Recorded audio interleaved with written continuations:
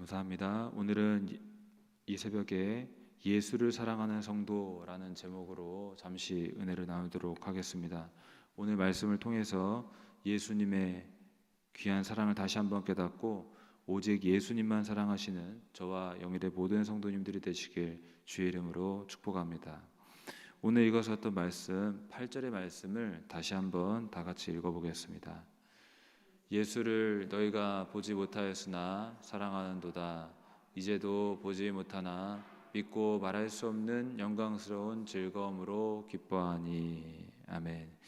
여기 상반절에 보시면 예수를 너희가 보지 못하였으나 라고 기록된 대로 당시의 성도들은 예수님을 실제로 본 적이 없던 사람들이었습니다.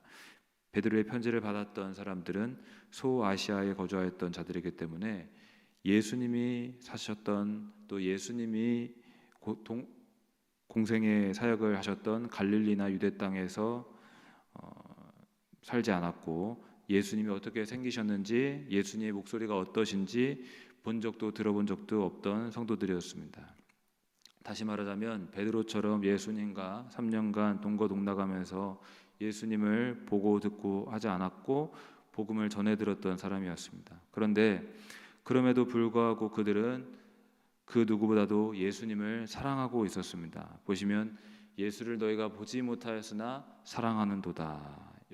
여기서 보시면 사랑하는도다라고 한 대로 사랑하고 있었습니다. 사랑했었다가 아니라 사랑하고 있었다. 다시 말해 지금도 여전히 계속 사랑하고 있었다는 말입니다. 그렇다면 베드로 사도는 소아시아 성도들이 예수님을 사랑하고 있는지 어떻게 알고 있었을까요? 아마도 그들이 예수님을 향한 그 신앙의 고백을 통해서도 저들이 예수님을 사랑하고 있었구나, 사랑하고 있구나라고 알 수 있었겠지만 아마도 주님을 사랑하기 어려운 순간에 주님을 떠나지 않고 변심하지 않고 계속 주님을 섬기는 모습을 보았기 때문일 것입니다. 이 서신이 기록될 당시가 주 60년대로 추정하고 있는데 이때는 믿는 자들이 굉장한 핍박과 박해를 받는 시대였습니다. 믿는 자라는 이유로 성도들은 재산을 빼앗기기도 하고 옥에 갇히기도 하고 심지어 죽임을 당하기도 했던 시대였습니다. 그런데 그와 같은 환난과 핍박의 시대에서도 예수님을 부인하거나 떠나지 않았던 것입니다. 이와 같은 모습을 보면서 사도 베드로는 저들의 사랑이 참이구나 확인했을 것입니다. 주님을 위해서 생명도 아끼지 않는구나 하며 그들이 하나님을 예수님을 사랑하는구나 하고 확인했을 것입니다. 사실 베드로 자신의 경우만 하더라도 주님의 제자라는 게 들통이 나면 자신의 신변에 위험이 생길 수 있다는 생각에 나는 예수를 모른다, 나는 저 예수를 저주한다 하며 예수님을 부인하고 저주했던 사람인데 그에 반해 소아시아 성도들은 박해 시대에도 주님을 잘 섬기고 사랑했기 때문에 아마 그들의 삶과 신앙에 감동했을 줄로 믿습니다. 그렇다면 어떻게 해서 그들이 실제로 보지도 못했던 예수님을 사랑할 수 있게 되었을까요? 중반절에 이제도 보지 못하나 라고 한 대로 보지도 못하는데 이제나 지금이나 주님을 사랑하고 살고 있었을까요? 그 이유로서 가장 먼저는 예수님이 자신들에게 주신 사랑을 알고 깨달았기 때문인 줄로 믿습니다. 여러분, 주 예수님은 어떤 분이십니까? 한마디로 말해서 우리를 사랑하시는 분인 줄로 믿습니다. 예수님은 아무 죄가 없음에도 불구하고 우리를 살리기 위하여 갈보리 언덕으로 올라가셨습니다. 그리고 살과 피를 찢으시며 우리를 대신하여 희생해 주셨습니다. 그래서 우리는 그 갈보리 언덕 십자가 보혈을 바라볼 때마다 이 보혈은 주님께서 나를 사랑하신다는 확실한 증거구나, 예수님은 정말로 나를 사랑하시는구나 하며 그분의 사랑을 깊이 깨달을 수 있는 것입니다. 그러나 사실 여러분과 제가 잘 알다시피 예수님께서는 갈보리 언덕 십자가에 달리실 필요가 없는 분이었습니다.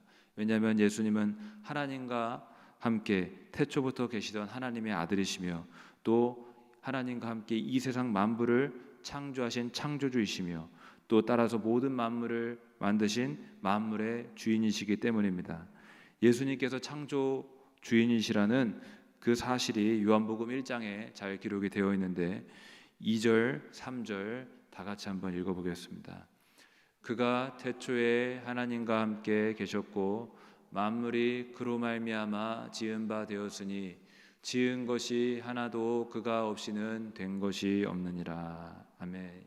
잘 기록이 된 대로 그가 태초에 하나님과 함께 계셨습니다. 하나님과 태초부터 사랑의 관계로서 함께 하셨고, 또 그가 없이는 된 것이 없느니라 라고 된 것처럼 예수님 때문에 이 모든 만물이 지은 바 되었습니다. 따라서 이 모든 만물들은 예수님께 찬양과 경배를 드려야 되는 것입니다. 즉 예수님은 모든 만물로부터 찬양과 경배를 받으셔야 하는 분입니다. 그런데 창조주 예수께서 2000년 전 이 세상에 살과 피가 있는 사람의 모습으로 오셨습니다. 이렇게 하늘 영광을 다 버리고 이 세상에 오신 이유는 무엇이겠습니까? 찬양과 경배, 또 이 세상 사람들의 섬김을 받기 위해서였습니까?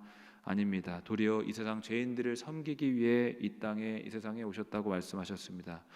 그 이유를 예수님께서는 자기가 이 세상에 온 이유를 분명히 밝히 말씀하셨는데, 마태복음 20장 28절에 보시면 이렇게 기록이 되어 있습니다. 제가 읽어보겠습니다. 인자가 온 것은 섬김을 받으려 함이 아니라 도리어 섬기려 하고 자기 목숨을 많은 사람의 대속물로 주려 함이니라.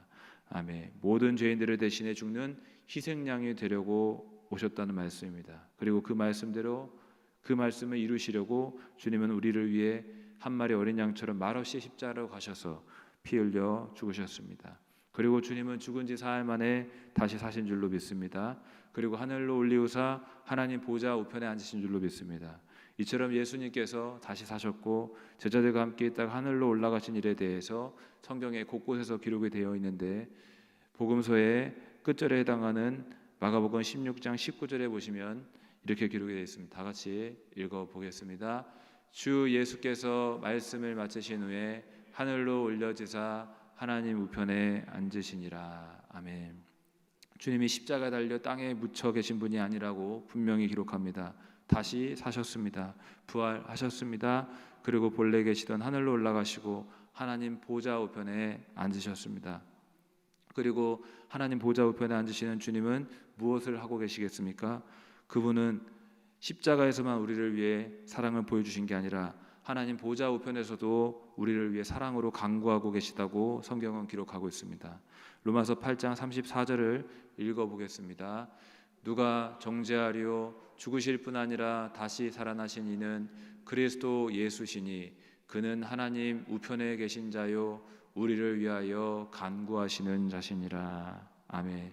여러분, 예수님은 하나님과 우리의 사이에 서셔서 십자가에서 우리를 위해서 대신 죽어주시고 또 지금도 우리의 중보자로서 우리를 위하여 간구하여 주신 줄로 믿습니다. 그리고 뿐만 아니라 예수님께서는 하늘에만 계신 게 아니라 또 성령으로 우리 속에 계신 줄로 믿습니다. 예수님께서 말씀하셨습니다. 내가 너희를 고아와 같이 버려두지 아니하고 너희에게로 오리라. 그 말씀을 이루시고 성령으로 지금도 우리 안에 그리고 이곳에 함께하고 계시는 줄로 믿습니다. 여러분, 우리 예수님이 얼마나 고맙고 감사한 분인가요? 세상 끝날까지 너희와 항상 함께하려 말씀대로 지금도 함께하시고 심지어 우리 안에 사시며 떠나지 않으시는 주님, 여러분 정말로 우리가 영원히 섬길 주가 되시는 줄로 믿습니다. 소아시아 지역의 성도들은 이와 같은 구원의 복음을 들었습니다.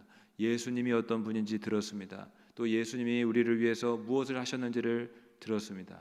그래서 예수님의 사랑을 깊이 깨달아 나도 이제 주님을 사랑하리라는 신앙 양심이 생겼던 것이고, 따라서 그 사랑 때문에 박해와 환난의 때에도 주님을 잘 믿고 섬겼던 것입니다. 사랑하는 영의 성도님들, 저와 성도님들도 예수님의 사랑을 깊이 깨닫고 오직 예수님을 사랑하시는 저와 성도님들 되시기를 주의 이름으로 축복합니다.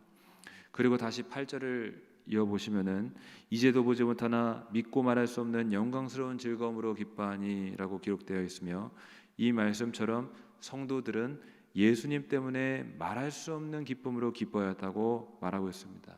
그렇다면 왜 이렇게 기뻐했을까요? 좀 전에 나눴듯이 먼저는 예수님의 사랑을 깨달았기 때문일 줄로 아는데, 그 기쁨의 이유에 대해서 바로 이어서 9절에 나오고 있습니다. 그 기쁨의 이유가 9절에 나와 있는데 다 같이 읽어보겠습니다. 믿음의 결국 곧 영혼의 구원을 받음이라. 아멘.